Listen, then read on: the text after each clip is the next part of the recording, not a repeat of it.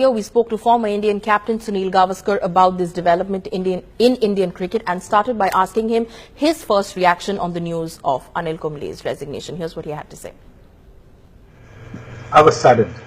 I was saddened because Anil's been a wonderful cricketer for India. Anil has, and as a coach, he's done a tremendous job for India.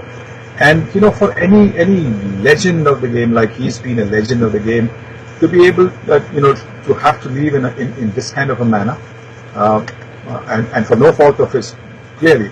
Sure, he might have been a little bit hard on the players, but who benefited in the end? Indian cricket benefited, not just the players. Indian cricket benefited in the end.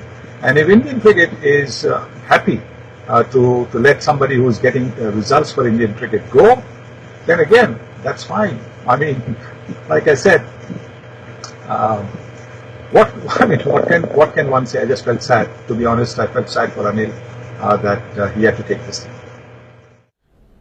Right, Mr. Gaveskar, like you said, you are saddened, and of course it was Indian cricket that benefited with Anil Kumble's presence. But like he mentioned in his statement, it had come to a situation where clearly the differences between him and Virat could no longer be ignored. It certainly looks that way, because otherwise there's no reason after the CAC expressed its confidence in Anil again to continue again for Anil to have taken this step. Clearly there must have been issue, not necessarily only with Virat, but maybe with some others in the team as well. Would you say then, in a situation like this, it's unfair if a coach like Anil Kumble, who clearly has been successful, had to leave because of the captain?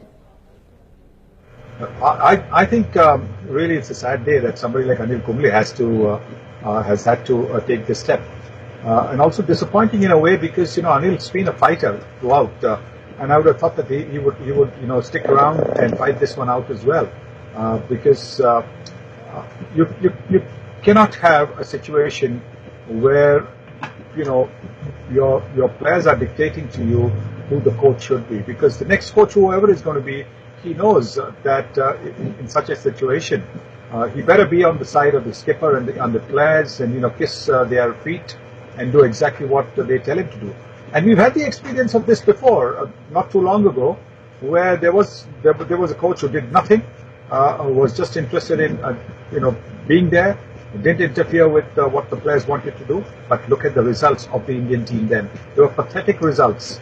And therefore, this particular situation where Anil Kumble has delivered, and sure, it's not just one man who's delivered, it's the whole team that has delivered.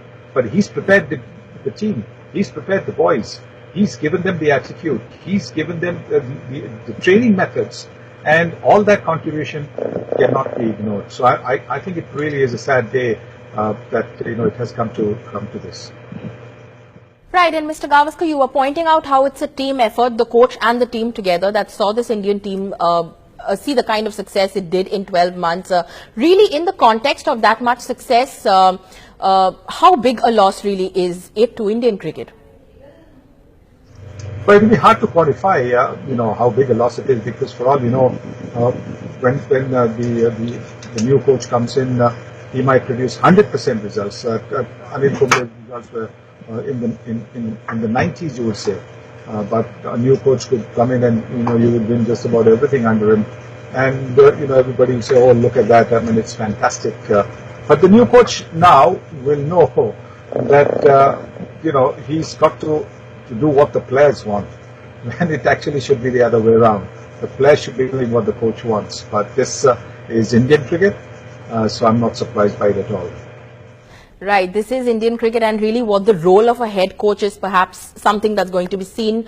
And again, when the new coach comes in, how do we know that he's going to get along with the captain? There are about 5 contenders right now for the job. How difficult is it now going to be for picking this new coach after these developments? It's not COA, it's the CAC which is going to pick the next coach. And I don't know. I mean, I would say to the CAC, listen, why don't you go and ask the players who they want as the coach, and then if the players say they want A, B, C, D amongst the applicants who have applied for the post, appoint them, because then nobody can complain, that none of the players can complain that look, we didn't get the man we wanted. It's a situation where the students are choosing the principal, students are choosing who they should be learning from, and well, if that's fine, then that's fine.